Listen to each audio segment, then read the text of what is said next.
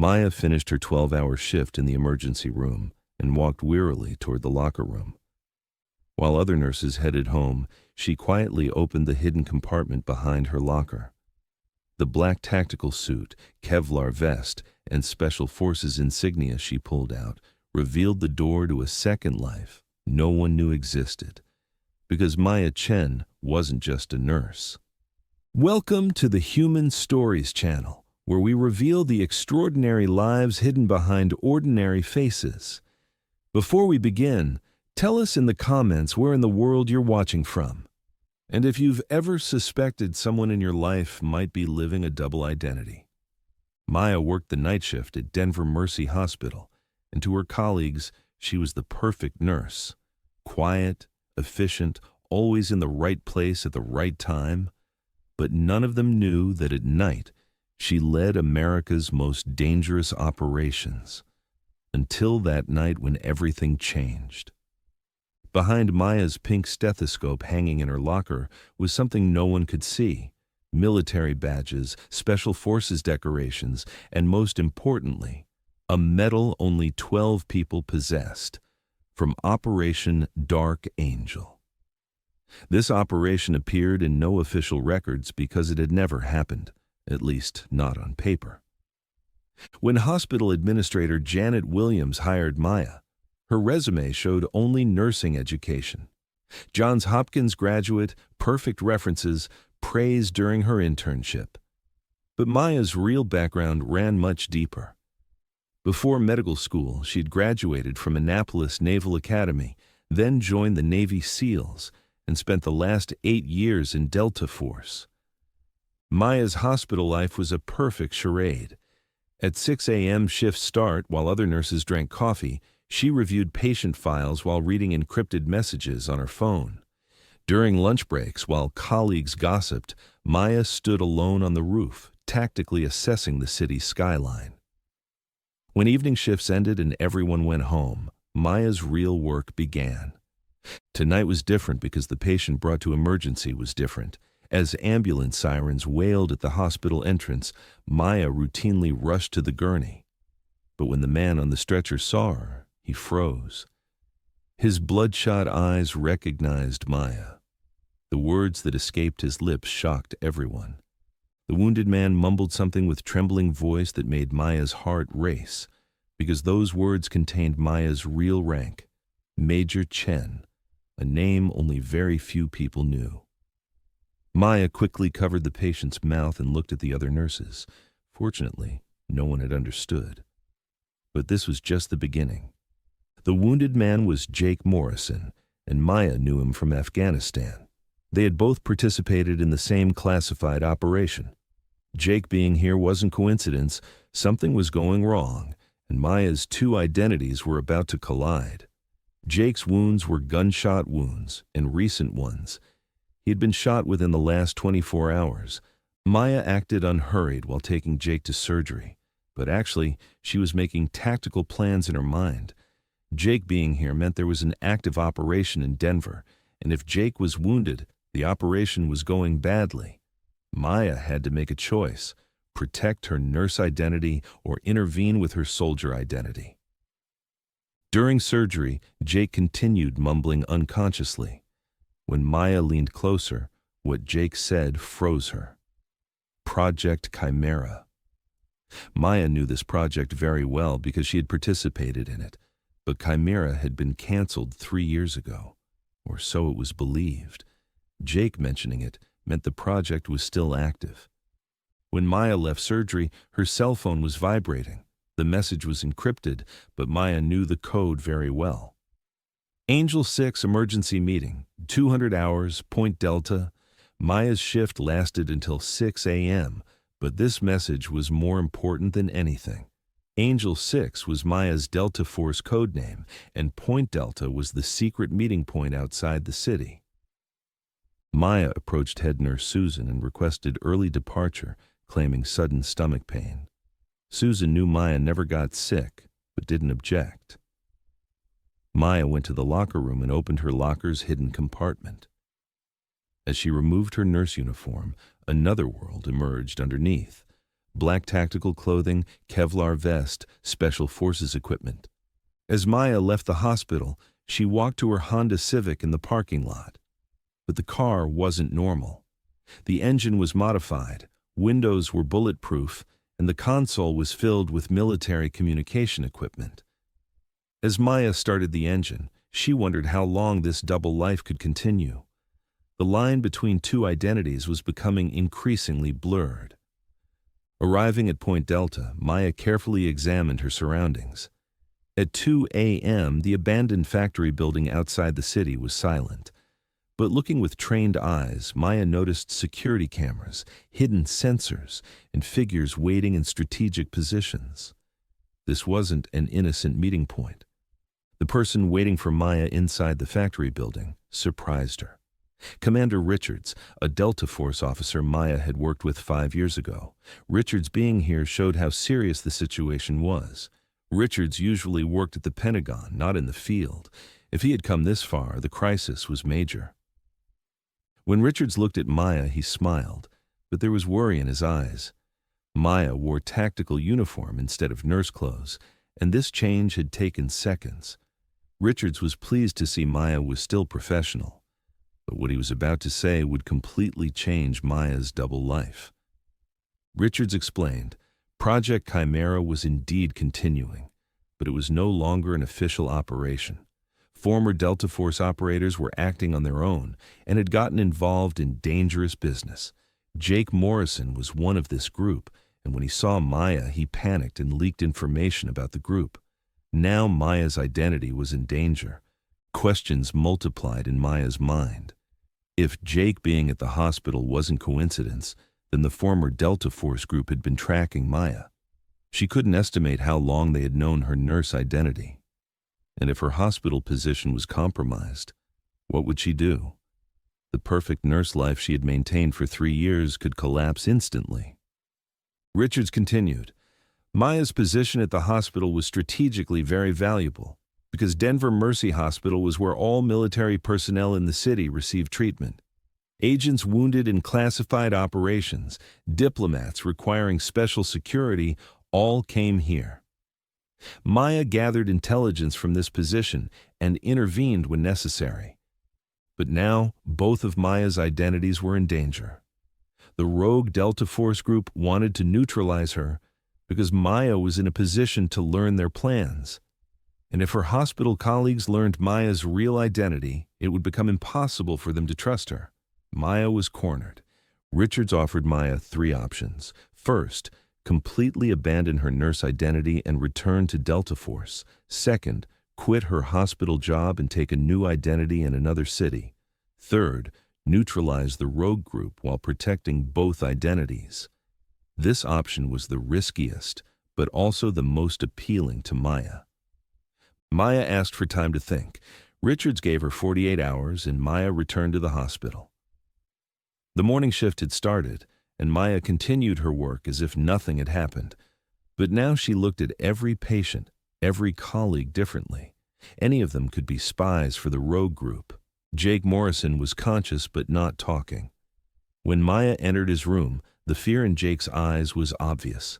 Maya approached him, and Jake whispered something. They're in the hospital. These words froze Maya's heart. The rogue group had infiltrated the hospital. Maya began carefully observing her surroundings. New nurses, security guards hired in recent months, even cleaning staff. Anyone could be watching Maya. She was trying to determine whether Maya's paranoia was real or an actual threat. During lunch break that day, Maya went to the hospital roof. While looking at the city view, her cell phone rang. The caller wasn't familiar, but the voice was very familiar. Former Delta Force colleague Marcus Webb. Marcus had left the group 2 years ago, and Maya had never heard from him. Marcus calling wasn't a good sign. Marcus warned Maya on the phone. The rogue group had learned Maya's hospital routine. They knew what time she was where, which days she worked in which departments. And tonight, when Maya's shift ended, they would catch her leaving the hospital. Marcus had taken a big risk to warn Maya. Maya's time was running out. She tried to act normal during the evening shift but was making plans in her mind. Could she exit the hospital safely, or was she forced to confront the rogue group? Maya was calculating what she could do to protect her innocent nurse identity at the hospital. At midnight, Maya finished her shift. She stood in the locker room and looked at the hidden compartment in her locker. Would she wear her nurse uniform and leave, or use Delta Force equipment? Her choice could completely change Maya's life. And footsteps were heard in the hospital corridors. Someone was approaching her. Maya held her breath and listened to the door. The footsteps sounded familiar, but she wasn't sure. She took her tactical knife from the locker and positioned herself by the door. The door slowly opened, and the person who entered surprised Maya. It was Hospital Administrator Janet Williams, but Janet had a gun in her hand. When Janet looked at Maya, she smiled, but that smile wasn't genuine. When Janet spoke, her voice was cold, and Maya understood her real identity. Janet Williams wasn't just a hospital administrator. She was also a member of the rogue group and had been watching Maya for 3 years. Maya's perfect nurse performance at the hospital had actually been constantly monitored. Janet explained how she learned about Maya's Delta Force background. The rogue group tracked former operators and tried to use them for their own purposes. Maya's position at the hospital was very valuable because it provided access to critical intelligence sources. Janet would try to obtain this information by forcing Maya. Maya quietly took position. Even after 3 years of nursing, her tactical reflexes had never dulled. Janet threatening her with a gun wasn't new for Maya, but having a confrontation here at the hospital, in nurse uniform, would completely expose Maya's double life. Maya made a decision. She slowly approached Janet and began talking. She was trying to protect her nurse identity, attempting to appear defenseless, but at the same time, she was assessing Janet's position, making attack plans. She needed to maintain perfect balance between two identities. Janet approached, fooled by Maya's defenseless behavior, and at that moment, Maya acted. Years of Delta Force training kicked in. She neutralized Janet's weapon, brought her down, and controlled her without making any sound. All this happened in seconds, and no one in the hospital corridors noticed. Maya began interrogating Janet. What were the rogue group's plans? Who else was in the hospital? How long had they been watching Maya? Janet initially resisted but couldn't withstand Maya's interrogation techniques. The truth was much bigger than Maya expected. The rogue group wasn't just targeting Maya, they were monitoring all military patients and personnel in the hospital. Their goal was to gather information about active military operations and sell this information to the highest bidder. Maya's position at the hospital was central to this plan because she could both access information and not arouse suspicion. Maya locked Janet in a secure place and called Richards. The situation was now out of control. Hospital security was compromised, and Maya's dual identity was no longer sustainable. Richards would send an emergency response team, but Maya's nursing career at the hospital was over. But Maya was thinking of a different plan.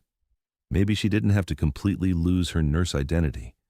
If she could secretly neutralize the rogue group, she could continue her normal life at the hospital.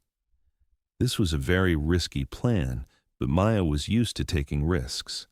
Maya accessed the hospital security system and examined Janet's activities over recent months. Janet wasn't just the hospital administrator. She was also the person who controlled who was admitted to the hospital and which patients had access to what information. Maya followed the traces of Janet's connections with the rogue group. Toward morning, Maya saw the big picture. The rogue group wasn't just using the hospital to gather information, they were also using it to target wounded soldiers. Some patients were being interrogated instead of treated, and some mysteriously disappeared. Maya had to stop this situation. Maya made her final decision. She would collapse the rogue group from within while protecting her nurse identity. This required her to use both identities perfectly. Innocent nurse by day, deadly agent by night.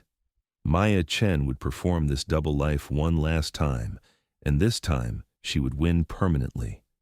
Maya took her Delta Force equipment from the locker, but also kept her nurse uniform with her, because tonight she would need to use both her nurse and soldier identities. The boundary between two worlds was about to be completely erased. Maya stepped into the hospital corridor with calculated precision, her tactical vest hidden beneath the nurse's cardigan, weapon concealed in the medical supply bag she carried. The fluorescent lights cast long shadows as she moved through familiar territory that had now become a battlefield. Each footstep was deliberate, each breath controlled. The innocent nurse facade masking the predator beneath. The security cameras tracked her movement, but Maya knew their blind spots intimately. 3 years of studying every angle, every vulnerability of this building would now serve a different purpose. She slipped past the main desk where night staff dozed, unaware that war had come to their sterile sanctuary.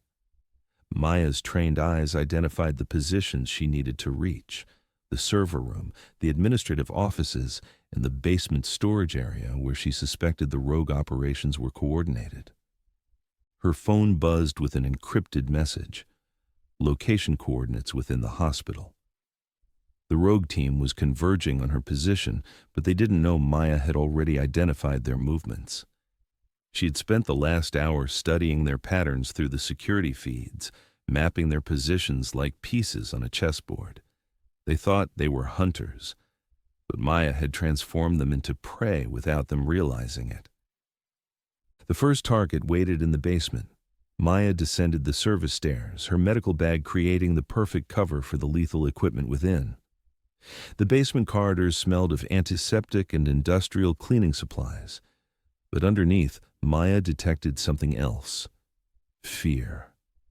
Someone was down here who didn't belong, someone whose breathing patterns indicated high stress and tactical awareness. Maya rounded the corner and saw him. Former Delta Force operative Kevin Torres, positioned near the hospital's main electrical systems. His hands worked quickly on what appeared to be explosive devices. The plan was becoming clear. They intended to create chaos, force evacuations, and extract their targets in the confusion. Maya couldn't allow the hospital to become their battlefield, with innocent patients caught in the crossfire. Torres sensed movement and turned, his weapon rising instinctively. But Maya was already in motion, her nurse's uniform becoming a blur as she closed the distance. Years of hand-to-hand combat training compressed into seconds of fluid violence. Torres's finger never reached the trigger. Maya's strike to his carotid artery dropped him silently to the concrete floor. The explosives required careful disarmament, a skill set that proved invaluable as she rendered them inert with surgical precision. One down, but the real challenge lay ahead. Maya's earpiece crackled with intercepted communications. The rogue team had discovered Torres' silence and were moving to investigate. Maya had perhaps 10 minutes before they reached the basement. She photographed the explosive evidence, transmitted the images to Richards, then moved to her next objective: the server room where the group's digital operations were coordinated. The server room hummed with electronic activity, banks of computers processing stolen medical records and classified patient information. Maya's technical training allowed her to quickly identify the primary data storage units. But as she began the data extraction process, footsteps echoed in the corridor outside, multiple operators moving with professional stealth. Maya finished the download and prepared for what was coming. The door burst open and 3 figures entered in tactical formation. Former special forces, their movements betraying years of combat experience. But they had made one critical error. They expected to find the innocent nurse Maya, not the predator she had become. The server room's confined space worked to Maya's advantage, limiting their ability to use superior numbers effectively. Maya's first strike eliminated the lead operator's night vision advantage, plunging the room into darkness. In the chaos that followed, her intimate knowledge of the room's layout became a devastating weapon. Equipment racks provided cover and concealment as she systematically dismantled their tactical advantage. Each operator fell silently, professionally, permanently. The server room became a tomb for their ambitions. Moving through the hospital's upper floors, Maya encountered the final elements of the rogue operation. They had taken positions in the intensive care unit, using critical patients as human shields. This was the scenario Maya had dreaded most. Her two worlds colliding in a space where her duty as a healer conflicted with her role as a warrior. But Maya had spent 3 years learning every patient's condition, every piece of medical equipment, every possible angle of approach. The leader of the rogue group, former Major David Kremlin, stood behind the nurses' station with 2 remaining operatives. They had tactical advantages, superior positioning, hostages, and the element of surprise they believed they still possessed. But Maya knew something they didn't. Every camera in this ward fed directly to her phone. Every ventilation shaft could conceal her movement, and every piece of medical equipment could become a weapon in trained hands. Maya's approach was methodical, invisible. She moved through the ceiling spaces above the ward, mapping positions through thermal imaging on her device. The rogue operatives had military discipline, but they lacked Maya's intimate knowledge of this terrain. She emerged behind their positions like a ghost, using the life support machines and monitoring equipment to mask her movements. The final confrontation lasted less than 90 seconds. Maya's strikes were precise, calculated to incapacitate without endangering the patients whose lives hung in the balance around them. Kremlin's combat skills were impressive, but he was fighting an enemy who knew every inch of the battlefield, every possible advantage, every weakness in his position. When silence returned to the ICU, only Maya remained standing. As dawn broke over Denver, emergency responders secured the hospital.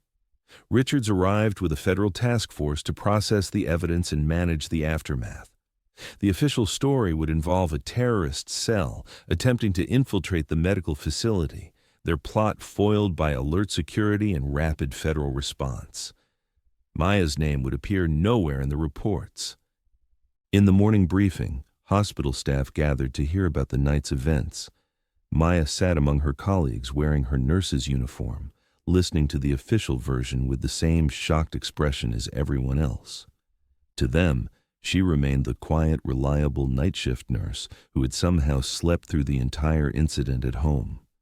Her double life had survived its ultimate test. Dr. Patricia Walsh, the chief of staff, announced increased security measures and commended the staff's professionalism during the crisis. Maya nodded along with the others, already planning her next shift schedule.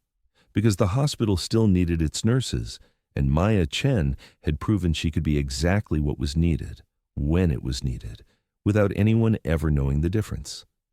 Months later, Maya continued her work in the emergency department. New patients arrived, new challenges emerged, but the rogue threat had been eliminated permanently.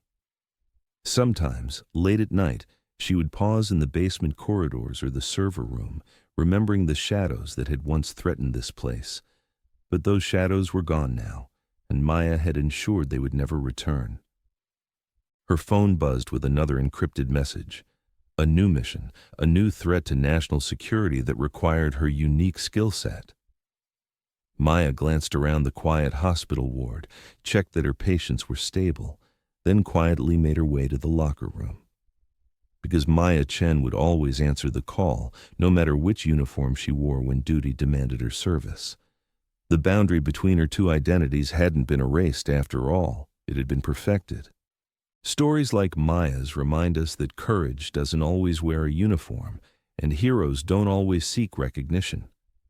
If this story moved you, share it with someone who needs to remember that strength can hide behind the gentlest smile. Subscribe for more untold stories of sacrifice, courage, and the hidden warriors who protect us all.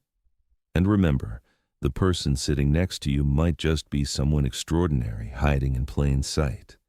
Thank you for watching, and we'll see you in the next story.